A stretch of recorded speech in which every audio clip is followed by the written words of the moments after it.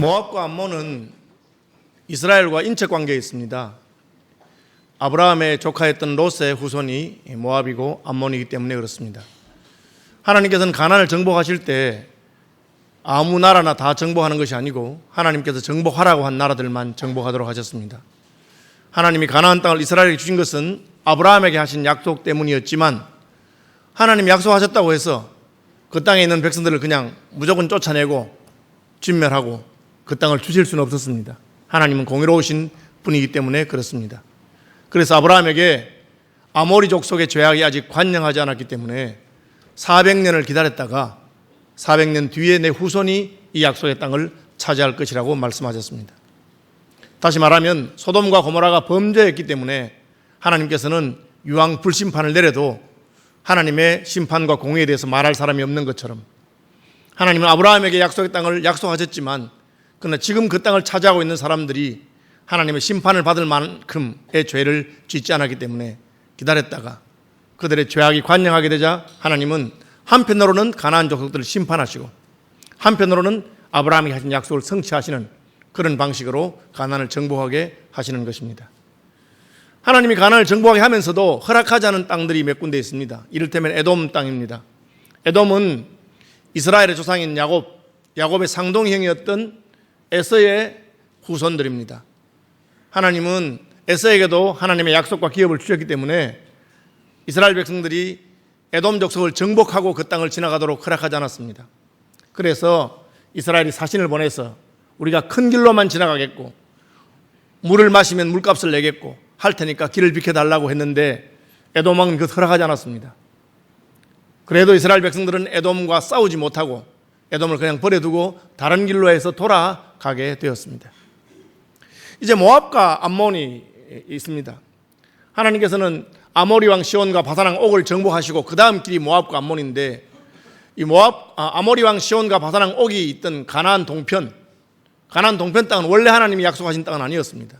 원래 하나님은 가나안 서편 땅을 약속하셨는데 가나안 동편 땅은 아모리 왕 시온과 바산 왕 옥이 이스라엘을 공격하고 전쟁을 먼저 걸어왔기 때문에 전쟁을 먼저 건 사람의 책임이 있습니다. 그리고 전쟁에서 이겼기 때문에 그 땅을 이스라엘 백성들이 차지하게 되고 후에 므낫세 반지파와 로벤 지파와 갓 지파가 요단 동편을 기업으로 얻게 되는 것을 우리가 알 수 있습니다.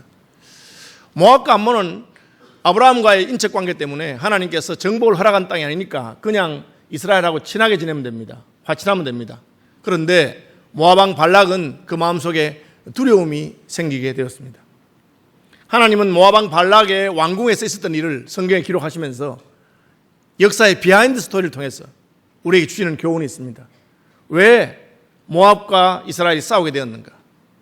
그리고 모압 왕 발락이 이 싸움하게 된 것은 무슨 잘못인가 하는 것을 보여줍니다. 제목을 정해보자면 두려움으로 인한 판단 착오를 했습니다. 하나님께서는 모압 왕 발락이 이스라엘이 자기들을 공격하고 자기 땅을 다 빼앗아갈까 하는 두려움 때문에 어떻게든지 이스라엘하고 싸우고 이스라엘을 물리치려고 생각했습니다. 그러나 실력이 모압 왕은 그냥 자신들의 나라의 실력으로 이스라엘을 물리칠 수 없는 것을 알게 되었습니다.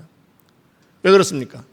얼마 전에 아모리 왕 시온을 물리치고 바산 왕 옥을 물리쳤는데 이 아모리 왕 시온은 모압 왕 발락의 아버지였던 십보를 이긴 왕입니다.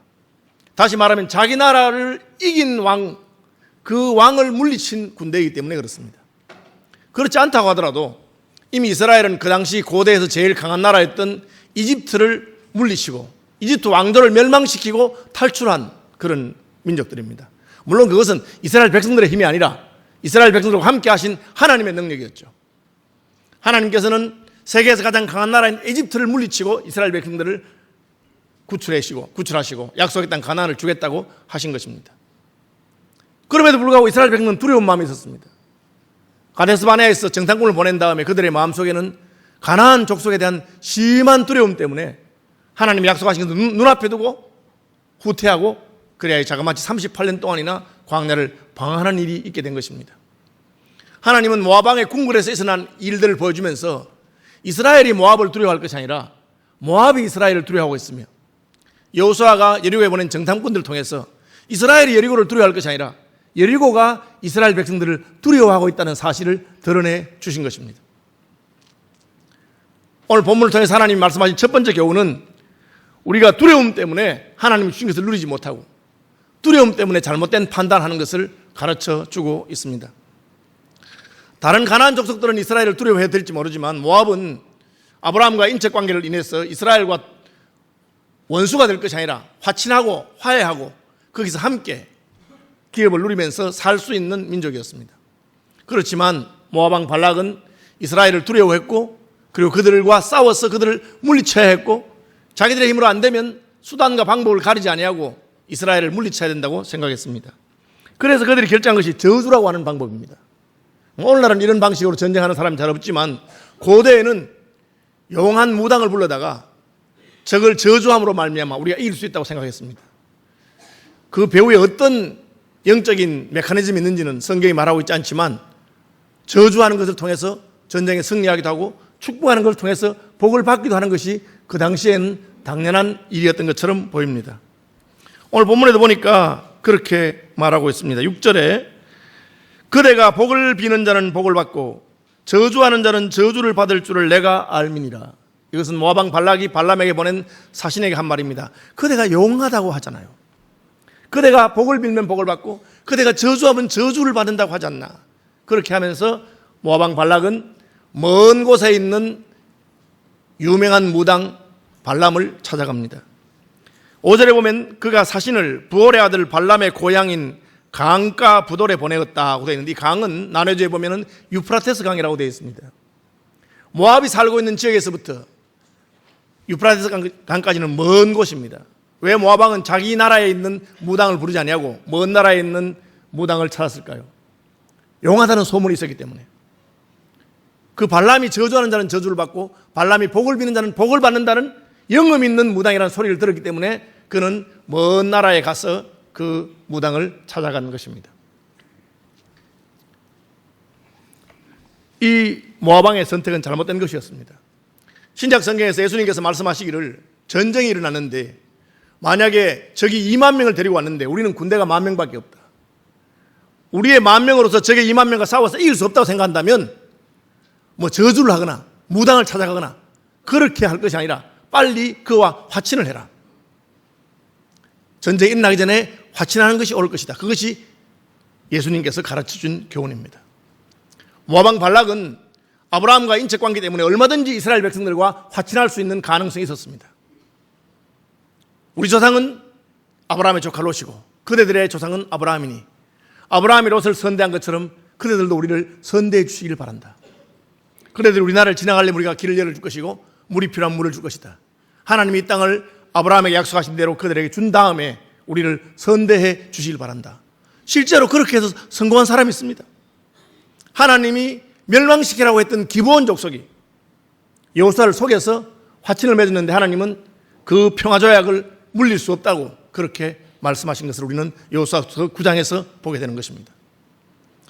모압 왕 발락은 이스라엘에 대한 심한 두려움 때문에 이스라엘과 싸워야 되겠다고 생각하고 자기 힘이 안 되니까 수단과 방법을 가리지 않냐고 이제는 영적인 방법 무당을 불러서 저주하는 것을 통해서 이스라엘을 물리쳐야 되겠다는 잘못된 생각을 하게 됩니다.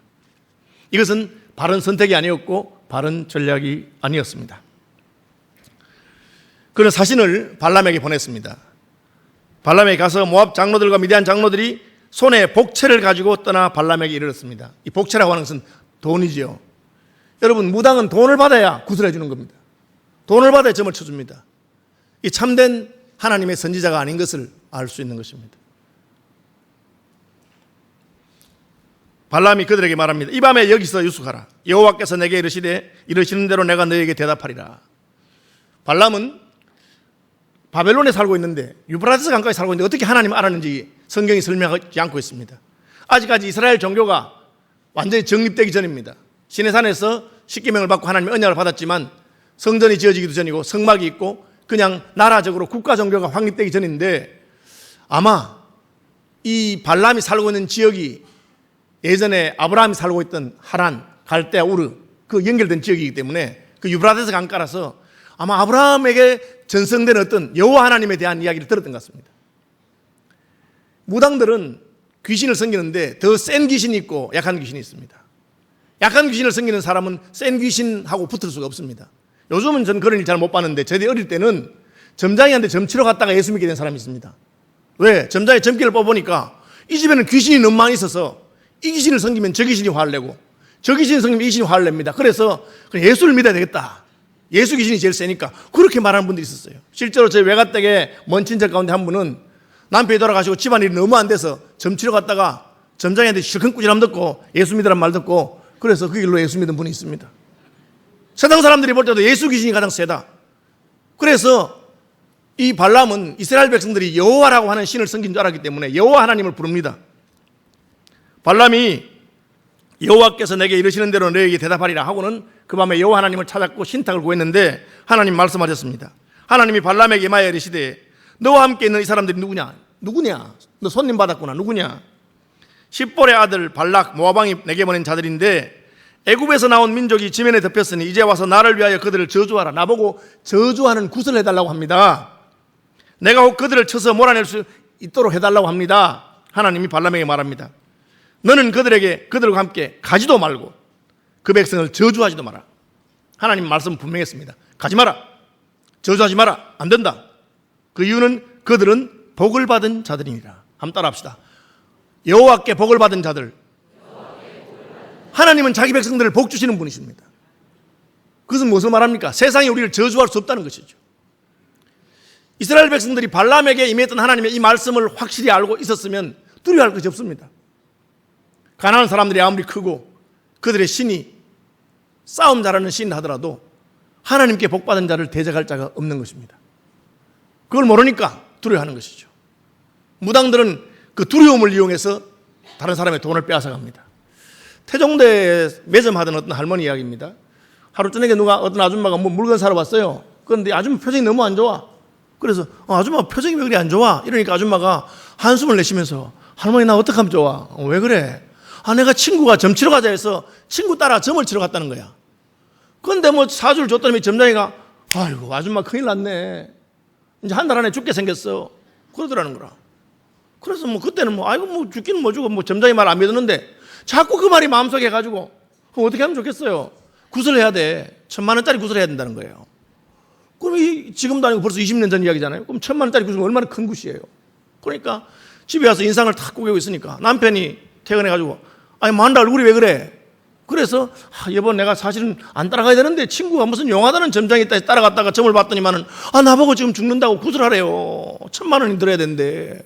그러는 거예요.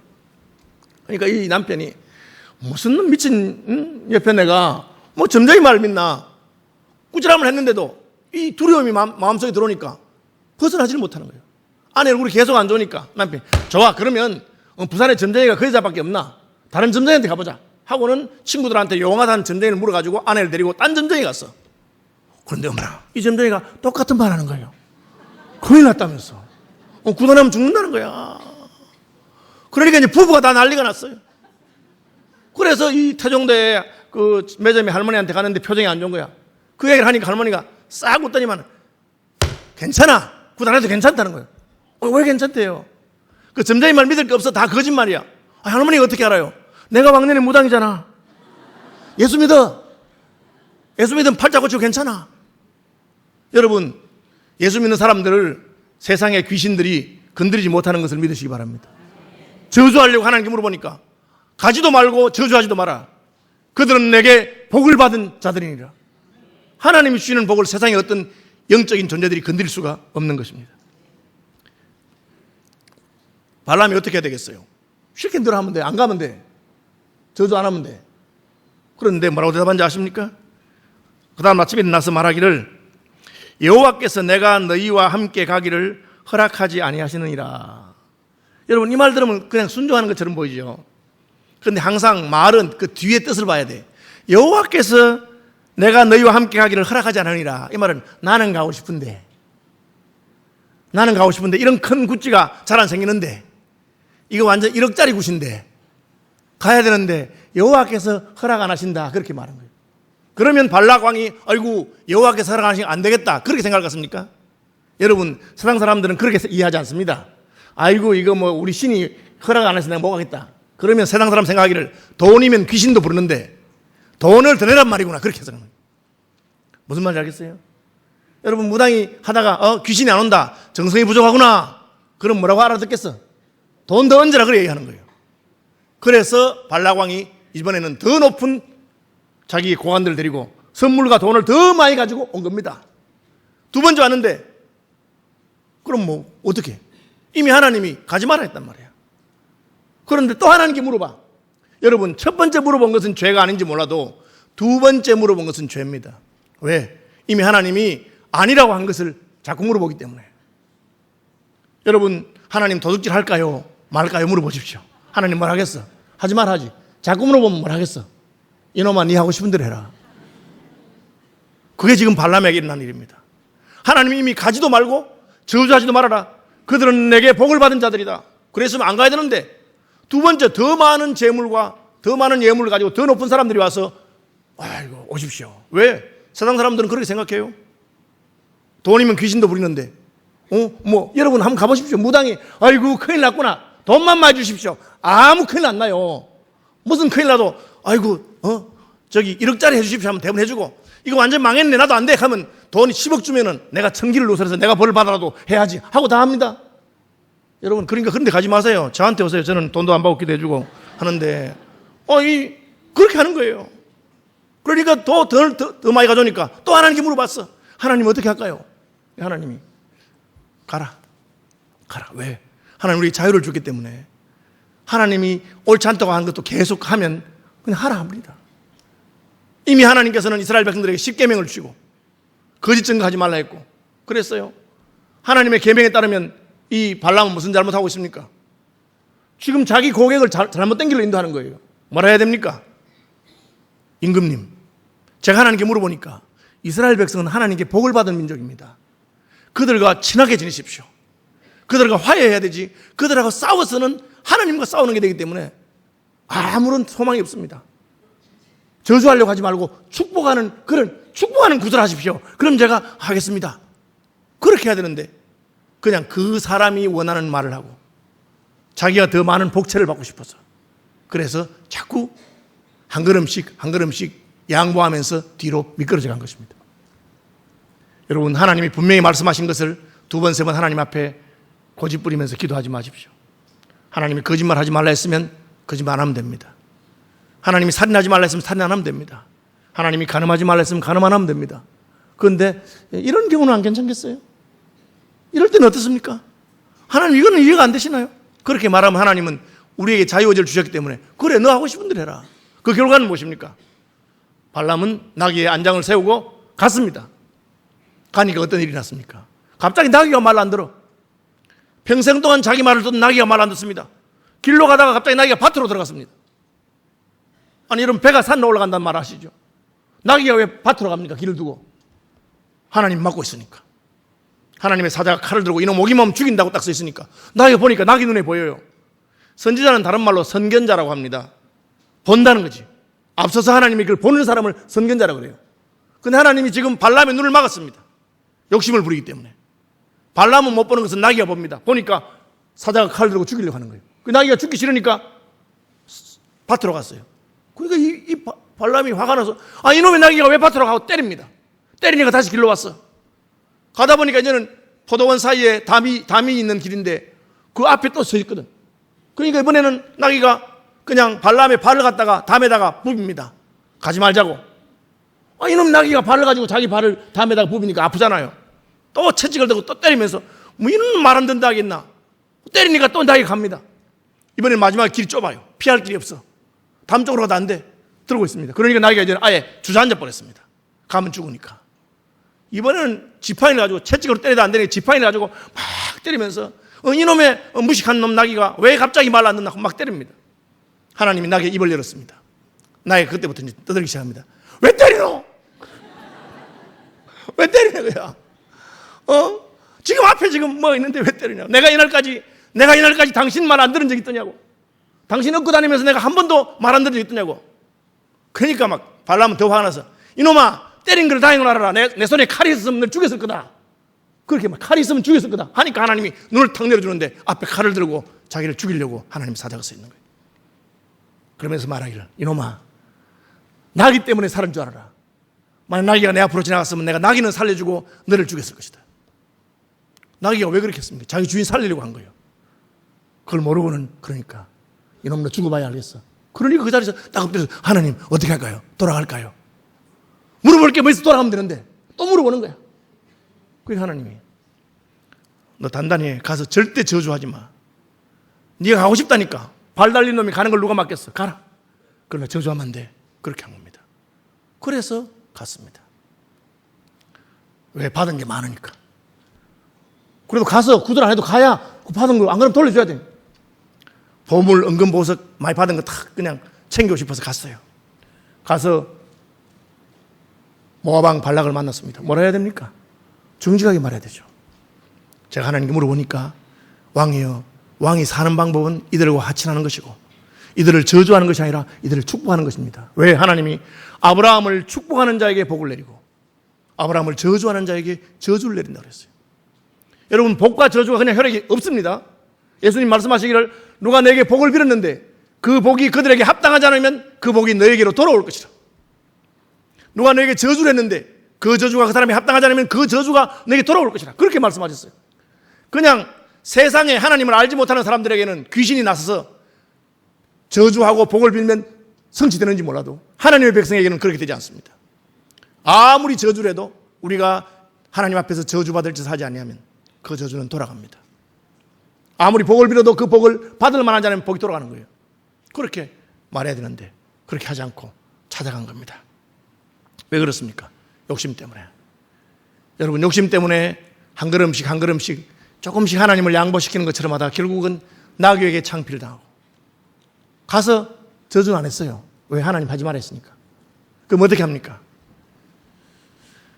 발람은 꾀를 쓴 거예요. 자기가 아는 방법 가운데 하나님이 저주를 못하게 하시니까 이 사람들로 하여금 어떻게 하면 벌을 받게 할까? 죄를 짓게 만든 겁니다.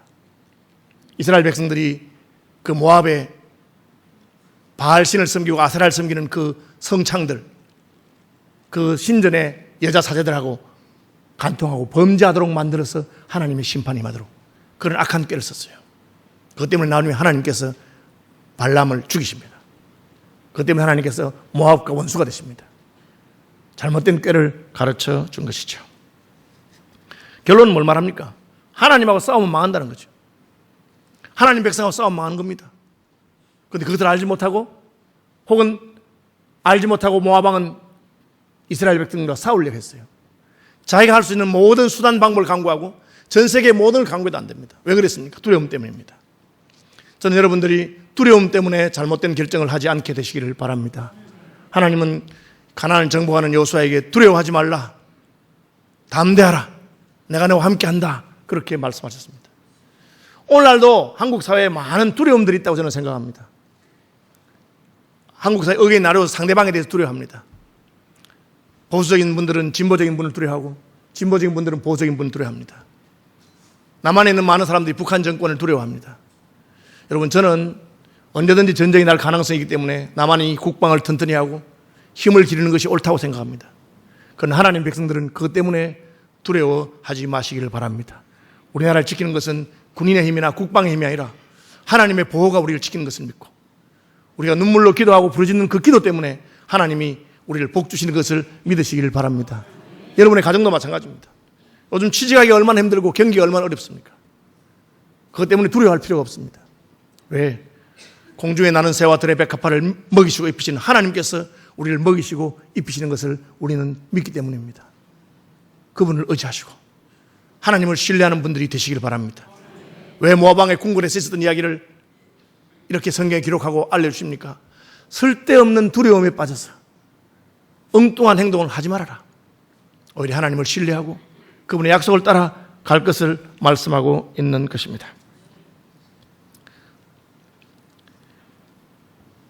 결론은 뭡니까? 오늘 본문 끝에 가보면 발락이 발람을 데리고 발락이 소와 양을 잡아 발람과 그와 함께는 고관들을 대접하였더라. 잔치를 벌여준 거예요. 이걸 향응이라는 향응. 그죠? 우리나라는 이제 김영란법이 만들어져서 함부로 밥 얻어 먹는 것이 죄다. 그렇게 향응이라 하죠. 그렇게 합니다. 하나님께서는 발락 왕이 주는 그 향을 받는 것에 대해서 기뻐하지 않습니다. 복 있는 사람은 악인의 꾀를 쫓지 아니하며 죄인의 길에 서지 아니하며 오만한 자의 자리에 앉지 않는다고 말했습니다. 악인의 꾀가 뭡니까? 이스라엘 백성들, 하나님이 복 주신 자를 저주하려고 한 것은 악인의 꾀입니다. 죄인의 길이 뭡니까? 하나님 막고 있는 그 길로 돈 때문에 간 것이 죄인의 길입니다. 왜 그것이 오만한 자의 자리입니까? 발락이 국경까지 발람을 맞이하러 나왔어요. 환대했습니다. 그러면서 말하기를 내가 특별히 사람을 보내어 그대를 부르지 아니하였느냐. 사신들을 보냈다는 거죠. 그대가 어찌 내게 오지 않느냐. 빨리 오지 왜 이제 왔느냐. 내가 어찌 그대를 높여 존귀하게 하지 못하겠는 37절입니다. 발람이 뭐라 말합니까? 내가 너 팔자를 고쳐주고 높여주겠다. 그렇게 말했습니다. 이것이 오만입니다. 하나님 외에 우리를 높이실 수 있는 분이 없는 것을 믿으시길 바랍니다. 요셉은 점점 망하는 길로 가는 것 같았지만 그러나 그 길이 바로 하나님이 높이시는 길이기 때문에 감옥을 통해서 애굽의 총리가 되는 것이 하나님의 방식입니다. 지금 모압 왕 발락이 발람에게 내가 그대를 높일 수 있다. 교만한 말입니다. 스스로 높아지고 싶어서 높아지는 것이 아닙니다.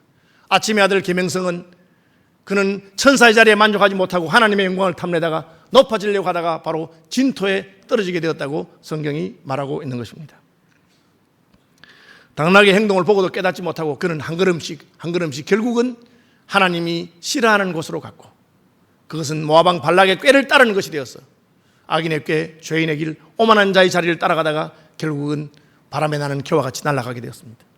하나님의 심판을 받아서 발람은 죽습니다. 그리고 모압은 이스라엘과 화친했더라면 가나안 땅에서 자기들의 기업을 하나 얻을 수 있을 것인데 이제는 영원히 하나님의 원수가 되고 이스라엘의 원수가 되고 멸망받아야 될 나라가 되고 만 것입니다. 말씀 마무리합니다. 여러분 마음속에 있는 두려움을 벗어나시기를 바랍니다. 하나님이 허락하지 않은 것을 탐내어서 하나님과 밀당하지 마시기 바랍니다. 하나님이 아니라고 하면 예하고 순종하지 그것을 더 큰 재물, 더 높은 자리 혹은 내가 탐내는 것을 원해서 하나님과 밀당하면 안 됩니다. 예수께서는 사탄이 천하 만국의 영광을 보여주면서 예수님과 밀당하려고 했을 때 사탄아 물러가라. 그 말씀으로 물리쳤습니다. 왜? 그것은 흥정할 수 있는 것이 아니기 때문에 그렇습니다. 발람은 여호와 하나님의 음성을 들을 수 있는 영적인 눈이 있는 그런 사람이었음에도 불구하고 영적인 귀가 있는 사람이었음에도 불구하고 욕심을 따라갈 때 눈이 어두워서 당나귀 보는 것을 보지 못하고 귀가 가려워져서 하나님 말씀을 듣지 않다가 결국은 멸망하게 됩니다. 저와 여러분이 하나님의 음성에 순종하고 귀를 기울이고 하나님만을 두려워하기 때문에 세상의 어떤 것도 두려워하지 않는 믿음의 길을 가시기를 축복합니다.